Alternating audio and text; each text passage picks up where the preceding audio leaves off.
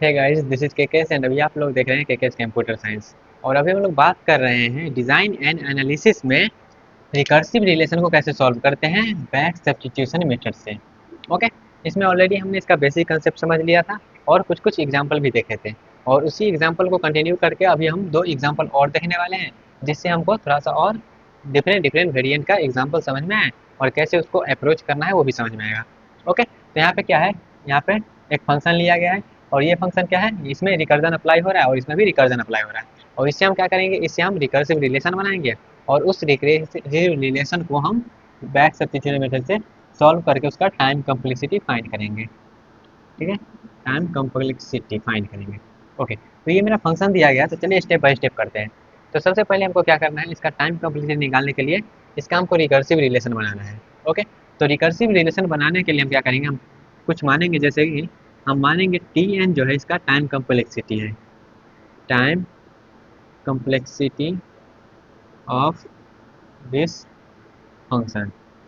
इस फंक्शन का क्या है, टाइम कम्प्लेक्सिटी है, ये क्या है, टी एन। कौन सा फंक्शन है, यहाँ पे फंक्शन का नाम है डू इट। फंक्शन का नाम कुछ भी हो सकता है, यहाँ पे डू इट फंक्शन का नाम है। ये मेरा फंक्शन का क्या है, टाइम कम्प्लेक्सिटी टी एन मान लिया गया है।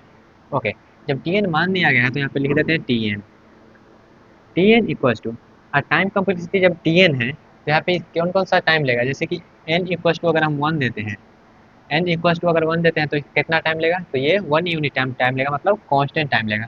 क्योंकि क्या कर रहा है, रिटर्न कर जा रहा है। जब जैसे ही रिटर्न करेगा ये फंक्शन का काम खत्म हो जाएगा, कांस्टेंट टाइम में हो जाएगा। तो जैसे ही टी इक्वल्स टू वन रहेगा तो ये कांस्टेंट टाइम लेगा, किसके लिए, एन इक्वल्स टू वन के लिए। ओके, इसी को बोलते हैं बेस कंडीशन है मेरा ये हो गया। उसके बाद आगे भी तो कुछ लिखा गया है ना, ये तो ये कितना टाइम लेगा, तो ये कितना टाइम लेगा वो ये पे डिपेंड करता है। ये क्या है देखिएगा, यहाँ पे एन है, यहाँ पे थोड़ा सा देखिएगा, यहाँ पे क्या है, डू इट। और यहाँ पे अगर हम n की जगह पर n माइनस वन कर दें तो यहाँ पर भी n माइनस वन करना पड़ेगा, n माइनस वन। तो ये क्या बन जाएगा, ये बन जाएगा टी एन माइनस वन, और ये क्या बन जाएगा, do it n minus one. ठीक है, तो यहाँ पे do it n minus one है, यहाँ पर भी do it n minus one है। तो यहाँ पे कितना समय लेगा, ये लेगा टी एन माइनस वन समय लेगा, और ये कितना लेगा, ये भी टी एन माइनस वन समय लेगा।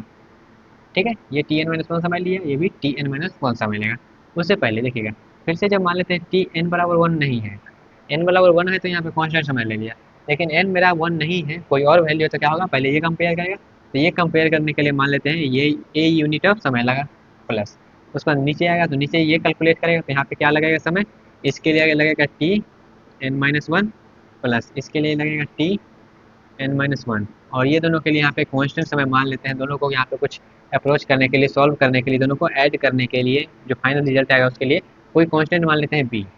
ठीक है, अब ये भी कांस्टेंट ये भी कांस्टेंट, तो ये दोनों कांस्टेंट को हम कोई और कांस्टेंट बोल दे रहे हैं डी।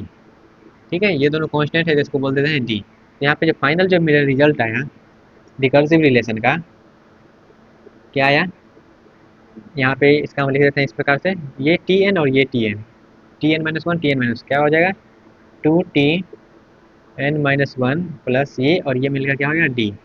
इतना तक समझ में आया। अब ये जो है कब है, जब एन का वैल्यू ग्रेटर देन वन है। एन का वैल्यू वन है तो तब ये होगा, लेकिन एन का वैल्यू ग्रेटर देन वन है तो ये होगा। तो ये और ये दो हमारा कंडीशन मिला। ये है रिकर्सिव रिलेशन। क्या यही है रिकर्सिव रिलेशन। तो रिकर्सिव रिलेशन को एक साथ अगर लिखिएगा तो किस प्रकार से लिखिएगा, तो इतना चीज़ को आप इस प्रकार से लिख सकते हैं, T N equals to constant जब एन बराबर वन है, और टी एन माइनस, यहाँ पे सॉरी, यहाँ पर भी टी एन ही होगा, T N equals to T N minus one plus D when N greater than one. तो ये हमारा क्या हुआ, ये रिकर्सिव रिलेशन बना, क्या आर आर रिकर्सिव रिलेशन ये बना। अब इस रिकर्सिव रिलेशन को हमको सॉल्व करना है किससे, बैक सब्स्टिट्यूशन मेथड से। तो बैक सब्स्टिट्यूशन मेथड में हम क्या करेंगे, जो हमको नहीं पता है उसको हम क्या करेंगे, सॉल्व करेंगे। कैसे सॉल्व करना है समझते हैं। ओके, यहाँ पे देखिएगा बैक सब्स्टिट्यूशन हम अप्लाई करने वाले हैं। तो आई होप आपको बैक सब्स्टिट्यूशन का थोड़ा बहुत क्लियर होगा, जो हम ऑलरेडी दो एग्जाम्पल में देखे हैं। ओके गाइस, तो चलिए कैसे करना है वो समझते हैं। तो यहाँ पे देखिएगा, इस रिलेशन का इसका तो हमको टाइम कम्प्लेक्सिटी मालूम है, ये कांस्टेंट समय ले रहा है, लेकिन इसका हमको मालूम नहीं है। यहाँ पे एक वो नॉर्मल सा इक्वेशन रहता तो वहाँ पे हम बता पाते हैं कि हमको कितना समय ले रहा है ये। बट ये नॉर्मल सा इक्वेशन नहीं है, यहाँ पे ये जो है ये थोड़ा सा कॉम्प्लिकेशन यहाँ पे क्रिएट कर रहा है। तो हम क्या करते हैं, टी एन माइनस वन का वैल्यू फाइंड करते हैं। टी एन माइनस वन का वैल्यू फाइंड करते हैं, कैसे करेंगे, तो ये जो हमारा रिलेशन है इस रिलेशन में क्या करेंगे, एन के जगह पर n-1 पुट करेंगे तो क्या हो जाएगा टी n-1, और n के जगह पर n-1 पुट किए हैं तो हम सब जगह पर क्या करेंगे n-1 पुट करेंगे, क्योंकि एक जगह किए हैं तो सब जगह करना पड़ेगा, तो यहाँ पर भी करेंगे 2t, और यहाँ पे भी करेंगे n-1 पुट करेंगे और -1 हो जाएगा, पहले से वो -1 है, अब प्लस डी हो जाएगा। अब ये हो गया, तब यहाँ पे देखिएगा हमको क्या करना है, इसका वैल्यू मालूम चलेगा, और यही प्रॉब्लम क्रिएट कर रहा था ना, तो इसका जो वैल्यू आया है इस वैल्यू को हम यहाँ पे सब्स्टिट्यूट करेंगे, tn-1 के जगह पर ये वाला वैल्यू हम सब्स्टिट्यूट करेंगे। तो चलिए सब्स्टिट्यूट करते हैं। तो सब्स्टिट्यूट करेंगे तो क्या हो जाएगा tn इक्वल्स टू, ये तो 2 पहले से ही है, अब tn-1 के जगह पर इतना वैल्यू रखेंगे ना, इतना वैल्यू रखते हैं 2t n-1 और -1 क्या हो जाएगा -2 प्लस डी, ये वाला प्लस डी। ठीक है, ये वाला वैल्यू है, तो इसको सॉल्व करेंगे तो क्या हो जाएगा 2, और ये क्या है 2, तो 2 का स्क्वायर कर देते हैं। ओके, फिर टी और यहाँ पे n-2 है, अब प्लस यहाँ पे डी, और डी क्या हो जाएगा 2d हो जाएगा। ओके, तो यहाँ से आपको कुछ रिलेशन मिल रहा है। अगर यहाँ से आपको नहीं मिल रहा है रिलेशन, तो आपको समझ में नहीं आ रहा है आगे हम क्या लिखना है, तो आप क्या करिएगा एक स्टेप और क्या करिएगा n-2 के लिए निकालिएगा, इसको क्या करिएगा, इसको tn-2 के लिए निकालिए, तो आपको खुद रिलेशन मिल जाएगा। लेकिन यहाँ से हमको क्या कर रहा है, यहाँ से हमको पता चल रहा है आगे ये कैसे भाग रहा है। जब आगे कैसे पता चल, ऐसे आगे कैसे जा रहा है वो हमको पता चल गया, तो क्या करेंगे यहाँ से हम डायरेक्टली सब्स्टिट्यूट करेंगे वैल्यू को। कैसे करना है वो देखिएगा, हमको डायरेक्ट पता चलेगा। अगर डायरेक्ट पता नहीं चल रहा है तो एक स्टेप और आगे का जाइएगा तो वो खुद पता चल जाएगा। जैसे यहाँ पे देखिएगा कि हमको पता कैसे चला, यहाँ पे अगर n है, यहाँ पे n है तो यहाँ पे पावर 1, अगर n यहाँ पे क्या है सिर्फ n है तो पावर में यहाँ पे 2 है, और यहाँ पे पावर में एक बार और आगे बढ़े तो क्या हो पावर में 2 आ गया, यहाँ पे 1 माइनस हो रहा है, यहाँ पे 2 माइनस हो रहा है जब एक बार आगे बढ़े, फिर यहाँ पे d है, यहाँ पे 2d हो गया जब एक बार आगे बढ़े। यही अगर हम k स्टेप आगे बढ़ते हैं, यही k टाइम्स हम करते हैं, k टाइम्स तक जाते हैं तो क्या हो जाएगा tn का वैल्यू, तब tn का वैल्यू यहाँ पे इस प्रकार से होगा, यहाँ पे ब्लैक पेन से लिख देते हैं, क्या हो जाएगा tn इक्वल्स टू 2 के पावर देखिएगा 2 हो गया, फिर 3 होगा, फिर 4 होगा, फिर तो आगे जाते जाते ये k टाइम्स हो जाएगा, 2 के पावर k हो गया। अब यहाँ पे t हो जाएगा, अब यहाँ पे देखिएगा पहले 1 था, फिर 2 हो गया, फिर आगे जाकर 3 होगा, k स्टेप तक मारेंगे तो k हो जाएगा। ओके, प्लस 2 इंटू, अब यहाँ पे देखिएगा क्या है d का वैल्यू पहले 1 था, फिर 2 होगा, फिर 3 होगा, फिर 4 होगा, और लास्ट में k d हो जाएगा। ठीक है, तो ये जो हमारा बना ये बना मेरा जनरल रिकर्सिव रिलेशन। इस रिकर्सिव रिलेशन को क्या किया जनरल सोल्यूशन बना दिए।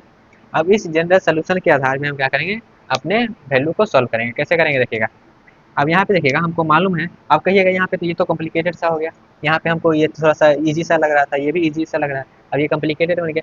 ये कॉम्प्लिकेटेड नहीं बना, अब यहाँ पे जनरल सोल्यूशन कर दिए हैं ना, तब यहाँ पे देखिएगा हमको कौन सा चीज़ का वैल्यू मालूम है। जब n का वैल्यू 1 है तो हमको मालूम है वो कांस्टेंट समय ले रहा है, जब n का वैल्यू 1 है तो हमको मालूम है वो कांस्टेंट समय ले रहा है। तो यहाँ पे 1 n का वैल्यू 1 मतलब n का वैल्यू 1 मतलब ये जो t के साथ यहाँ पे है उसका वैल्यू 1, तो यहाँ पे इसका वैल्यू हम क्या करते हैं, इसका वैल्यू हम 1 मान लेते हैं। तो यहाँ पे n माइनस के है, n माइनस के का वैल्यू हम क्या किए, n माइनस के का वैल्यू हम 1 मान लेते हैं। मानना ही तो है, n का वैल्यू 1 मान लेते हैं, क्यों मान रहे हैं, क्योंकि n का वैल्यू अगर 1 है तो उसका वैल्यू क्या है कांस्टेंट है, इसलिए हम इसको 1 मानते हैं। ओके, तो इसको हम 1 मान लिए, जब यहाँ से n का वैल्यू क्या आ जाएगा, n का वैल्यू आ जाएगा के, सॉरी के का वैल्यू आ जाएगा, n का वैल्यू हमको के का वैल्यू फाइंड करना है ना, क्योंकि के इसमें अननोन है, तो के का वैल्यू क्या हो जाएगा, के का वैल्यू हो जाएगा n-1। ओके, अब के का वैल्यू हमको n-1 पता चलेगा, तो यहाँ पे क्या करते हैं वैल्यू सब्स्टिट्यूट कर देते हैं। तो वैल्यू सब्स्टिट्यूट करिए, अब यहाँ से हम आगे बढ़ते हैं, यहाँ आते हैं। ठीक है, तो यहाँ पे के का जगह पर क्या करेंगे तो क्या आ जाएगा टी एन इक्वल्स टू 2 के पावर के है, तो 2 के पावर के है मतलब 2 के पावर n-1। ठीक है, उसके बाद यहाँ पे टी एन है, तो टी एन का वैल्यू क्या है 1 है, तो 1 मतलब कांस्टेंट हुआ ना, टी एन यहाँ पे इसको 1 सब इस प्रकार से समझिए t1, तो t1 मतलब क्या है n का वैल्यू 1 रखेंगे तो कांस्टेंट समझ लेना, तो कांस्टेंट को यहाँ पे हम c से डिनोट कर देते हैं, c ले रहा है। ठीक है, प्लस k का वैल्यू क्या है n-1, और ये साथ में d है, यहाँ पे d लिख दें। इसको सॉल्व करिएगा तो क्या आ जाएगा 2 के ऊपर n-1, और ये कांस्टेंट है, plus N D minus D, ये है। अब ये आपका बना क्या फाइनल इक्वेशन। अब इस फाइनल इक्वेशन में देखिएगा हम टाइम कम्प्लेक्सिटी कैसे पता चलेंगे, तो यहाँ पे देखिएगा सबसे हाईएस्ट टर्म कौन सा है, तो सबसे हाईएस्ट टर्म यहाँ पे देखिएगा, तो सबसे हाईएस्ट टर्म जो है वो एक्सपोनेंशियल है, 2 के पावर n वाला टर्म है।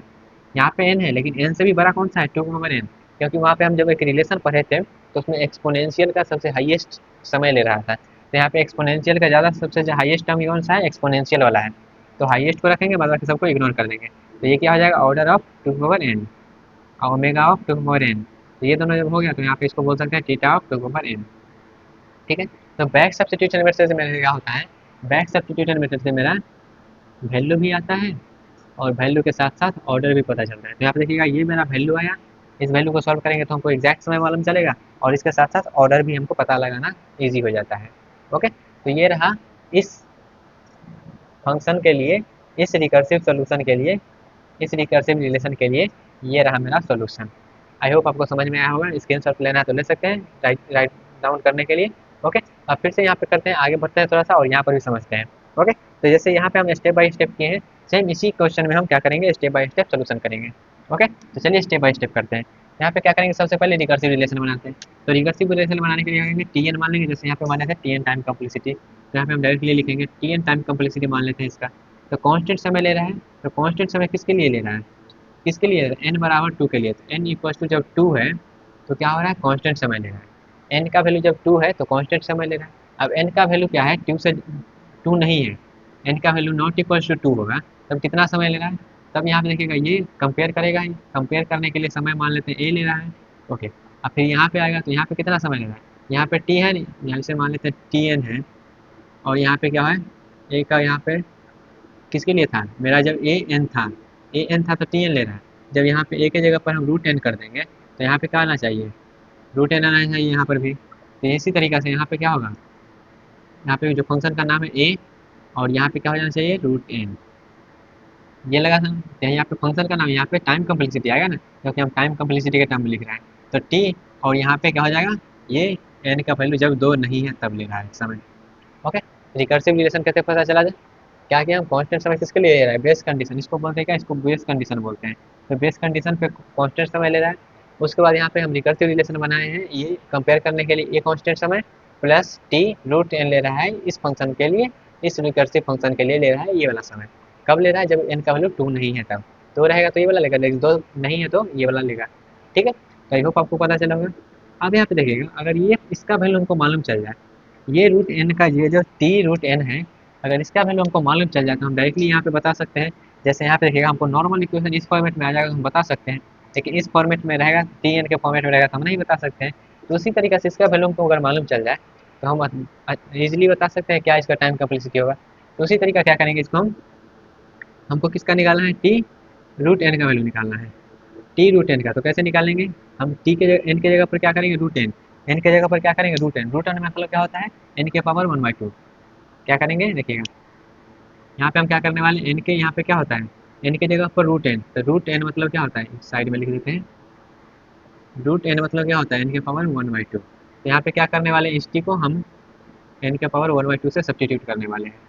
तो यहाँ पे क्या हो जाएगा, ए प्लस, अब यहाँ पे एन को किए हैं वन बाई टू, तो यहाँ पे देखिएगा क्या हो जाएगा, इसको क्या है ना, देखिए यहाँ पे हमको इसका वैल्यू निकालना था, तो इसका वैल्यू निकालने के लिए हम इसका यूज़ कर रहे हैं, एन के जगह पर क्या किए हैं, एन बाई टू कर दिए, तो यहाँ पे हो जाएगा, फिर यहाँ पे क्या हो जाएगा, टी और रूट एन, यहाँ पे एन, एन बाई टू पहले से है, देखिएगा इसी को हम सेम चीज़ लिख रहे हैं, और इसी का क्या करना है, इसी का हमको फिर से वन बाई टू करना है। तो एन के जगह पर ये पहले से रूट एन पहले से था, अब इसको हमको फिर से वन बाई टू करना है, फिर से हमको क्या करना है, वन बाई टू करना है। तो ऐसे बोल सकते हैं वन बाई फोर कर रहे हैं, ऐसे बोल सकते हैं वन बाई फोर कर रहे हैं, one by two into one by two मतलब वन बाई फोर कर रहे हैं। यहाँ पे हम डायरेक्टली लिख देते हैं क्या, वन बाई फोर लिख देते हैं।